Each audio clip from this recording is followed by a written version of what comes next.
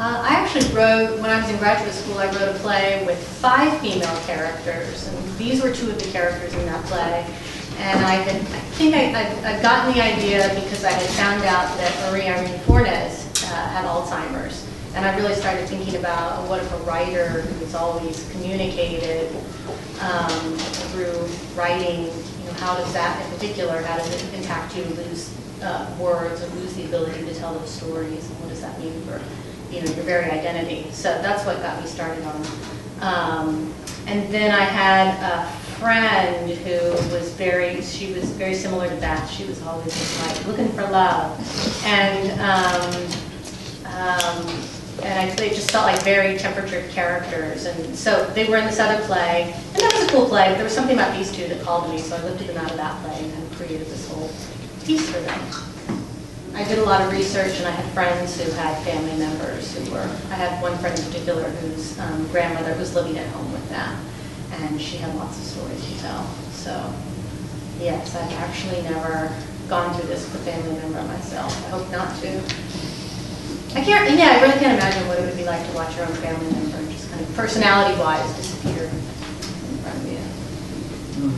One of our members here, Group Rep, Gina Yates, brought this piece to us, and Larry and I started working on it together with her, and then she had to drop out, and so we created a project with Lisa, who was my first choice, and we put it up one night. It was a Monday night. This is what our theater does. And the artistic director said, how would you like to do this upstairs? And we said wholeheartedly, very much so, because the more we delved into the material, the more we enjoyed it. There's just so many layers that kind of keep blowing together and conflating as these 2 or maybe 4 stories are told and kind of interweave and connect at different points. So we just fell in love with it and had to do it. And we thought one of the skillful things that had occurred in this play was that you, at the beginning, you're seeing this through Alita's eyes, and whatever damage that's happening to her is part of that perspective. So for example, in the diagnostic scene, when she says, I'm going to tell you 10 words, and here they are, squirrel, squirrel. Now, if she was sure, if Alita was sure, oh, you know, you just said the same word 10 times, just squirrel. But that's through her eyes. You know, are you saying the same word? Because you can't possibly be doing that. And so the suspicion is it part of the condition, or is it this young lady doing that? And then we have to live with that doubt with Alita as she goes through that. And it's interesting because after a while, through Alita's perspective is so strong, then later we're watching through Beth's perspective about what's happening to somebody, and then the truth is just eventually revealed. You know, it becomes a little more clear. But you're living with that ambiguity, and man, we worked on that.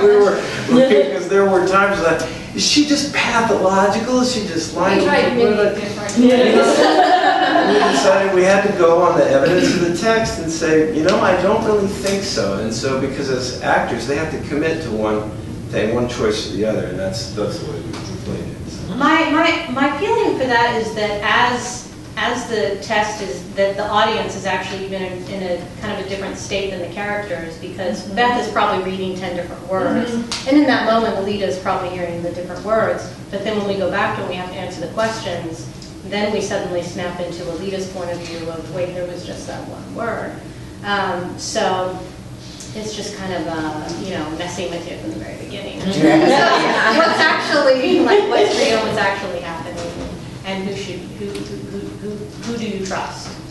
Whose point of view are you taking, and who do you trust? And that's what I meant to say. I had written 8 drafts of the play, and it was, I took it off in some crazy directions too at one point.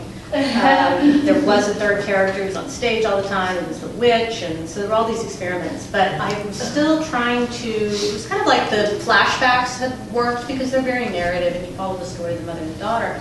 But the Alita Beth scenes, I feel like can get repetitive, and at least in these earlier drafts, they were just like, was like, what are they really arguing about? I just wasn't sure. The arguments felt like they kept spinning out to nowhere, and I was just trying to, you know, create conflict. And I was like, I'm going to rewrite this play one more time. That's all I have in me. Wow. And if it doesn't work, I'm just going to put it down. But what I realized, and this was the simplest thing, I suddenly realized that the characters were both, they were actually both very lonely and trying to avoid that loneliness in different ways. Beth was throwing herself at people, and Alita was keeping herself isolated. And they both wanted companionship and intimacy, and they were both going about it in two separate ways. So if you do go back over the text, you'll find that almost every argument, you know, she's like, you need people to see each other. And she's like, no, you don't. You can be completely contained. Yeah. And it really is the same argument over and over again in different ways. And if that one illumination about the characters kind of made all of those scenes gel.